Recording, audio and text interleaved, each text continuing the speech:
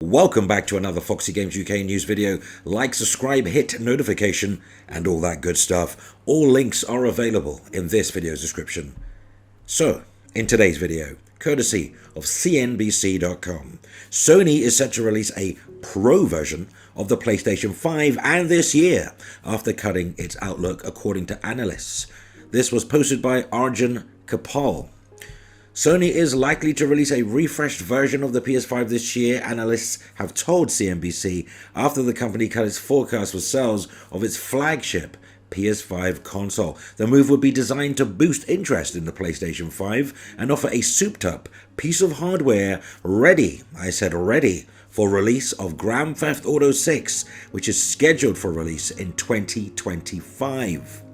So, even as expectations of a new console rise, Sony is grappling with a big issue that profit margins at its key gaming business are sitting near decade lows, as I intimated and reported on in Monday's video. So, yeah, Sony is likely to release a refreshed version of the PS5 this year, and Grand Theft Auto 6 is at the center of this new hardware. The move would be designed to boost, obviously, PlayStation 5 interest, and by offering a souped-up, more powerful piece of hardware ready for Grand Theft Auto 6 release, which is penciled for 2025. It's a tentative release. There is no specific release date, but obviously Sony, PlayStation have some kind of partnership with Rockstar Take-Two, the publisher, in that they are offering the PS5 ahead of everyone else. They probably had development kits long ago, or at least had an idea of what the power was going to be,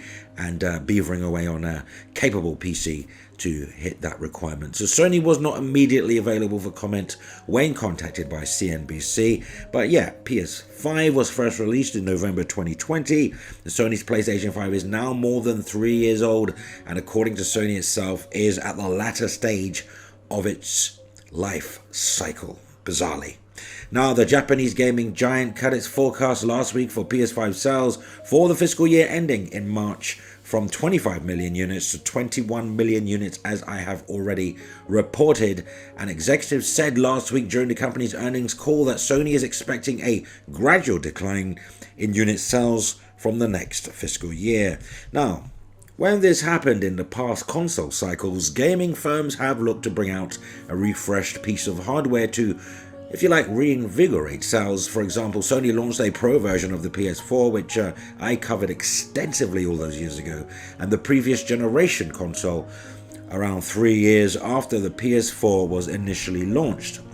Now, analysts are expecting a PlayStation 5 Pro from Sony. Here's a quote: "There seems to be a broad consensus in the games industry that Sony is indeed preparing a launch of a PS5 Pro in the second half of 2024. End of quote, according to Serkan Toto, CEO of Tokyo-based consultancy Kantan Games. He went on to say that Sony will want to make sure to have a great piece of hardware ready for when Grand Theft Auto 6 launches in 2025, a launch that would be a shot in the arm for the entire game industry. It's a bit alarming, though, that the entire industry is allegedly pinning its hopes on one game, Grand Theft Auto 6. Yeah, I think the games industry is a lot bigger than Grand Theft Auto 6, though I'm not minimizing or playing down the importance of such an IP. That I can tell you. Now, even as expectations of a new console rise, Sony is grappling with that big issue that the profit margins are rather low, and it's spending a hell of a lot of dollars, millions, hundreds of millions of dollars on video games like Spider-Man 2. Now, on the earnings call, Sony management said the aim for its gaming business is to optimize sales with a greater emphasis on the balance with profits. Now, George Giashvili, I probably butchered that name, senior principal analyst of Omdia, said this could mean that even when the PS5 Pro comes out, Sony may not cut the price of the current PS5, as has been the trend in the past. Here's a quote: "Therefore, a scenario where Sony launches a PS5 Pro but still experiences declining year-on-year hardware sales is very much within the realms of possibility." Wow. Just to let you know, just to inform those who, not everybody's savvy and keeps up with the video game news, Microsoft is also releasing an enhanced or another piece of Xbox hardware at the end of the year, and also Nintendo is expected to release its sequel to the Nintendo Switch, dubbed Nintendo Switch 2 or Super Nintendo Switch. I rather like the latter. New hardware from Sony, Xbox and Nintendo, all within the next 12 months. This will provide a much needed games industry uplift. So yeah, Sony's rumored to launch PS5 Pro this holiday in an effort to boost revenue prior to fiscal year end March 31st, 2025, according to analysts via CNBC. To summarize, Sony reportedly cut forecasts for PS5 sales. Now, the Take-Two/Rockstar partnership that I told you about years and years ago, Grand Theft Auto 6, is expected to be the driver of PS5 Pro sales. And if Microsoft backpedal on not needing a Pro console in its Xbox Series line, then perhaps it too can experience a sales driver via Grand Theft Auto 6 or whatever potential Xbox Series X boosted Pro or Triple X console that it releases. Now, I know a lot of you are going to come into the comments and talk a lot of nonsense. Some of you Gen Z gamers, some of you born in the 3D era of gaming are going to try and challenge things that I say, and people like me who have been involved in this industry, been involved in gaming, probably longer than your parents have been alive.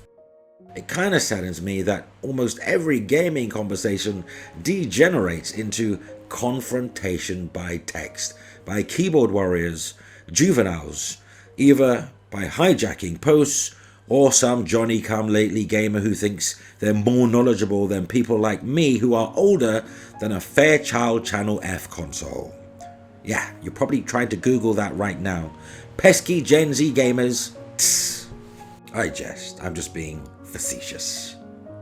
But the reality is, when I was a kid, 99.9% of games were all multi-platform. Only the power of the hardware, the home computer, example Commodore 64, ZX Spectrum, Amstrad CPC, Acorn Electron, BBC Micro, the list goes on, Amiga 500, Atari ST. Those systems, home computers, were the key differentiator in how those games played, but everybody got to play the games. I think the games industry could do with a hard reset. I'm not saying release everything everywhere, but maybe less console exclusives, maybe going forward, because it's not really helpful to the industry. There's not enough people buying into it.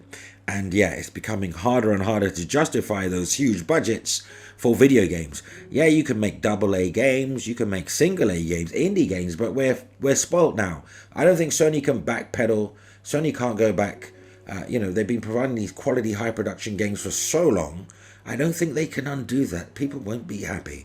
So there's got to be a medium there.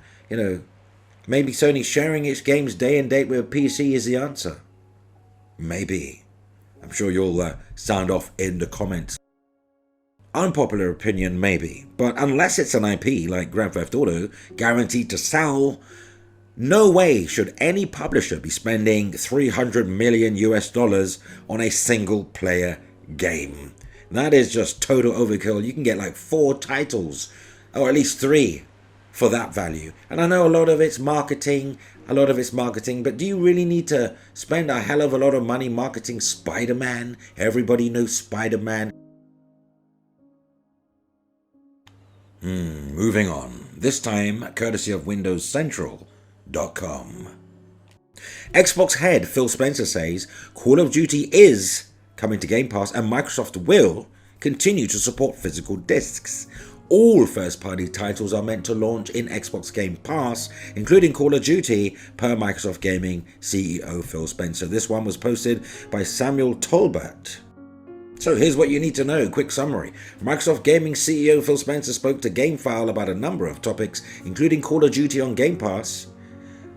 And Phil Spencer says Microsoft intends to launch Call of Duty on Xbox Game Pass, just like any other Xbox first-party game. And Phil Spencer also spoke to GameFile about physical games, saying that the Xbox strategy does not hinge on all players moving to digital. Thank goodness for that, because I am an advocate of physical boxed games. Please buy them before it's too late. Now, one of the biggest franchises in gaming is headed over to Xbox Game Pass, and that reaffirmation comes from Microsoft Gaming's CEO Phil Spencer, who spoke with Stephen Totilo of GameFile on a number of topics, including industry layoffs, the future of physical games, and whether or not Call of Duty is coming to Game Pass. Here's a quote. Our intent is the full portfolio of games from ZeniMax, Activision Blizzard, and Xbox Game Studios. They will be on Game Pass day one, Phil Spencer said, while Microsoft finalized its acquisition of Activision Blizzard games back in October 2023. Activision Blizzard titles have not yet been added to the subscription service, but that begins March 28 with Diablo 4, as previously reported on this channel. And to top it off, Spencer added, we're doing the back-end work to make them come to PC and console simultaneously. So when Activision Blizzard was acquired, Spencer explained at the time that the delay in adding titles to Xbox Game Pass was because there was a lot of integration work that needed to happen for the teams and the technology, work that was easier to do with ZeniMax Media. See, they don't just push a button and they all magically appear across these systems, these platforms, which Microsoft did acquire back in March 2021. That's Bethesda, part of the ZeniMax group. Now, due to the merger process being far more certain along that route. Also, that a big part of the pull for Xbox Game Pass is that it includes access to all first-party games at launch, meaning players can play games like Pentiment, Starfield at launch without buying them. This feature was reaffirmed by the president of Game and Content of Studios, Matt Booty, during a recent update on the Xbox Business podcast. While there's not a roadmap for when every Activision Blizzard game is arriving into Game Pass, the rollout is starting next month, as I said, with Blizzard Entertainment's Diablo 4 arriving to the service for console and PC on March 28th this year. So Xbox is not leaving discs behind, and I am incredibly grateful for that. Because in Spencer's interview with Totilo, the two also touched on the nature of physical games and the concerns that Xbox intends to leave behind players with physical libraries. But we don't have a need to drive that disproportionate to customers' demand. We ship games physically and digitally, and we're really just following what the customers are doing. And I think our job in running Xbox is to deliver on things that a majority of the customers want. And right now, a majority of our customers are buying games digitally. But I will say our strategy does not hinge on people moving all digital and getting rid of physical. That's not a strategy for us. See, this is why I tell you guys. This is why I tell you girls. Go out and buy box games, because that's the trend that Phil Spencer is going to follow. The more people buy digital and not physical, is the bigger chance that discs get left behind. So for the love of gaming, please support boxed games. Get off your lazy ass and buy games and put them in your disc drive. If you already own a digital system, obviously this does not apply to you. So, the managing editor of Windows Central, Jez Gordon, previously mentioned that he heard Microsoft was shutting down teams responsible for shipping and physical versions of games, but more recently he has heard that they are not removing the capability, but instead consolidating teams responsible, something that Spencer seemingly affirmed to Totilo. So he went on to say that we have teams that are in charge of physical retail, inclusive of selling games in physical outlets. So that's what the team action was. It wasn't about us getting rid of that capability. Good news there. Bloody good news. Though, what say you? That's all we got for today. If you like the work I do here, like, subscribe, hit notification. You can like the video, comment on the video, share the video. But if you do comment, keep your fanboy stank out of it. And just try posting objectively for a change. Show a little class, be respectful, be reasonable, and be kind to others. Around here, we're interested in what you think, not what you feel.